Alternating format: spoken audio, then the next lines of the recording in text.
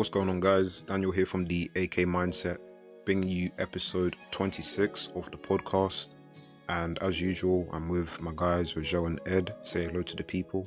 Yo, what's up? Back on another one. It's the big one. We're excited for this one, as always. Yeah, as usual, bless up. Hope you guys are well, excited as usual. Let's go and have some lit conversations. Good job, boys. You know what I'm saying? And you just heard our guest, Satsuki the Savage, friend of the podcast, who has graced us with his presence as we discuss our favorite anime and manga from this year. The one and only Mob Squad Savagery. I'm still a bum in the community, but hey, we trying to move up.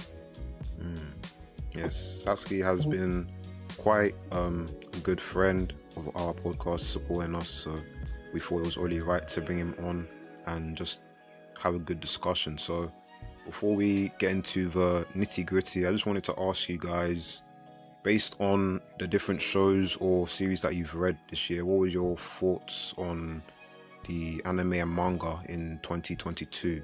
And I think I'll go to Raguel first for his views. Yeah, I thought it was a very, very low-key year that you didn't expect greatness from, but then surprise, there was a couple of gems that stood out from the crowd and really showcased what great anime can be and what it can do, and the kind of like emotions and storytelling that can be created by great anime. And I just love the creativity I've seen this year in certain people's choice of storytelling or the means by which they decided to how they wanted to lay out their story. It was nothing. Some of the storylines were not basic, and that's what I don't like repetitive nature. Sometimes in some seasons or some years I get really bored. I'm like, what is this? Like, this is just generic nonsense. Obviously there was generic nonsense mixed in with everything, but this year there was some gems. So I really enjoyed what we got this year. We were eating good. We were actually eating good. At least a couple good anime for each season. That's good. Okay, Satsuki, what's your thoughts on the year? I like this year. I was already hyped going into it because I already knew some of the things that were coming out. I knew Kage was coming out, Made in Abyss, Attack on Titan, Chainsaw Man, Mob Psycho, JoJo Part 6, even though I haven't gone into it myself, but I was excited for it. 2021. And a lot of those anime delivered. It was only maybe 2 that didn't really live up to my expectations. So as far as like the sequels and everything like that, did a good job. I didn't watch a lot of anime originals, which those are the ones I really look forward to, the anime that I don't know anything about. Unfortunately, it wasn't a lot of those that I ended up watching. I think Licorice Recoil and something else were the only ones I watched. But nonetheless, I think this year was very good for anime, and hopefully next year can carry the same momentum. For sure. It's looking good for next year, but last but not least, Ed, let's hear your thoughts. Yeah, this year was very different for me because I was coming to the year like hoping it was going to be like the mad year of anime and manga for me, where I just catch up with everything, to catch up on, watch the new stuff, watch stuff seasonally. But unfortunately, work had other ideas for me still, can't lie to you. So I couldn't enjoy anime as much as I wanted to. Like, so many things I really wanted to watch, I couldn't. Like, a good example is Spy X Family. I wanted to watch the anime because I'm a big manga fan for it, but I couldn't I didn't get to watch it. So many other shows as well. I just saw people enjoying them. Like, okay, I'm gonna put on the list. I'll get to it. I get to it. Even with my manga as well. And unfortunately, I think I truly enjoyed my manga and anime towards the end of the year, not the whole year. So I can only hope for next year I have more freedom to step it up and be the anime fan I know I can be. But this year it wasn't as good as I expected it to be fair, but not because of the anime that was out, but because of the things that stopped me from watching what I wanted to watch and what I wanted to read, basically. I feel that the burden of responsibilities, adulting. Yeah, it was mad because I was like, I'm done with uni, first degree done, like have time to like chill. But work just had me in a chuckle, like, nah, you're not working, you're not chilling, you just gotta make this peace, bro. So yeah. Hey man, can't be mad at it. And I'll just I briefly say my thoughts. I think from what I've watched this year, I didn't watch as much as I watched last year, and I think that was actually a blessing because I don't know, I feel like I got to take in all the shows I was watching and I wasn't really just mindlessly consuming the different shows that were out. And when it comes to the seasons, I feel like it was fairly balanced across the year, so I feel like it was a good spread. I didn't really watch that many bad shows, which is always good. And then manga series, I think my approach this year was just to mainly focus on completed series, and that was also helped to improve my reading experience because I don't like having too many ongoing series. But yeah, I think hopefully next year we'll continue to maintain the consistency, but I think we'll unless anyone has any other things they want to add, we can move on to the next topic. The only thing I would say is that with manga, it's always so difficult because I'm never really starting anything new. It's most likely it's either a series that's fully completed or something that's old that has been mentioned by somebody else. But it's not like anime. Every year I'm not picking up a new manga to read, and because of how long usually they are and how much commitment you have to have for them, like it's a difficult one. You know what I mean? Yeah, I agree. Because you would just be reading the same, I guess the same things, unless you're going out your way to find new series, and then even then you don't want to. You end up putting so many things on. Oh yeah, I might read this, and then that list just endlessly grows.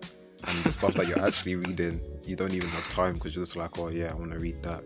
It's kind of like what's that phrase? Your eyes are too big for your stomach because you're taking too many things, and like you're not actually thinking about, can I actually consume this? The bane of my existence at this point. Yeah. Okay.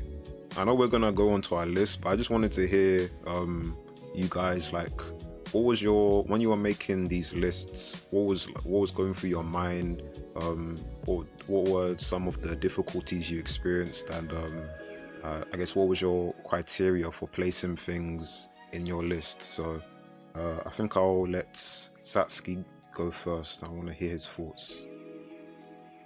All right, so when I was making my list, because I already have something planned for my channel, I already had an idea of the pool of anime and manga that I was going to choose from for each specific list.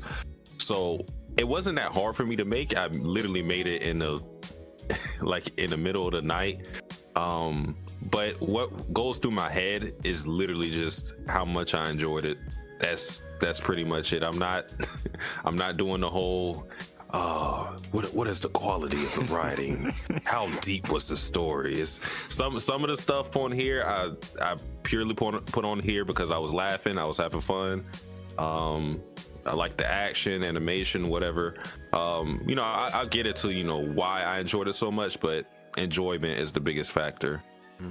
Yeah, I think same with, that's kind of similar for me. I feel enjoyability is the main component for when I'm deciding these lists, because I'm not some guy who knows all these intricacies of story writing, the different elements, and I don't believe I have the necessarily qualifications to be able to critically assess when it comes to the specific aspects of writing. So for me, it's just if I enjoyed it, and then just looking at kind of the basic things with the characters and stuff. So I'm more of an enjoyment mainly guy as well, if I'm being honest. But Raguel, Ed, do you want to say something? Yeah. That's always been my goal when like making this list. I'm always enjoyment. If I enjoyed it, it made me laugh, it gave me intense emotions, then that's what I pick. I hardly do the, like this storytelling just deeply I can't do that because it's like I just need to enjoy it. If I think too deeply about it, then I feel like I'm not enjoying it as much. There's times for that as well when you need to like analyze stuff, but I feel like just like, you know what did I like? And did I like this one more than this? Did it give me as much joy as that? And that's literally how I make the list. Like sometimes I'll be making it's like, oh wait, I forgot this one. That I already had that. So I don't really care about the title as well. You know, some people have the respect for like the legends, like for example One Piece, like that's a really good manga or anime, I'm gonna put it top. It's like, no, actually it was good, but I didn't enjoy it as much as this small anime in perspective, but I still enjoyed it more, so that's gonna go high up on my list. So that's kind of the vibe I was going for. Yeah, I have that childish outlook when it comes to how I like list my anime, in terms of how eager I am to get back to watching it, or if during the week I'm thinking about, oh my days, I can't wait to Monday, or I can't wait to Friday because this is coming out. And I've had that experience with a couple of these animes on my list, and that's why I knew immediately, oh, you have to be on the list, because I was excited to get home from work, sit down, eat, and watch this anime before bed, and try. Even if I had to skip a little bit of sleep, I'll be like, you know, it's worth it. It's worth it. And also how fast the anime moves. So with certain animes, obviously this criteria doesn't work with every anime, because obviously some are slow paced, but most of the time when I'm really enjoying an anime, I'm fully like focused in, and time passes so fast. And a couple of these animes I had that experience with, I'll be watching it, I'll be so confused. I'll be like, wait, do you know when when the outro starts kicking in? Yeah. You're like, what's happening? It's like, bro, 5 minutes. No. I just started watching this like 2 seconds ago. Elite. That's when I know like it's special. It's special. Yeah, that's another good point to make, if like how fast the episode goes, because sometimes you just feel like they're opening and then 2 minutes and then the episode's ended again. It's the worst.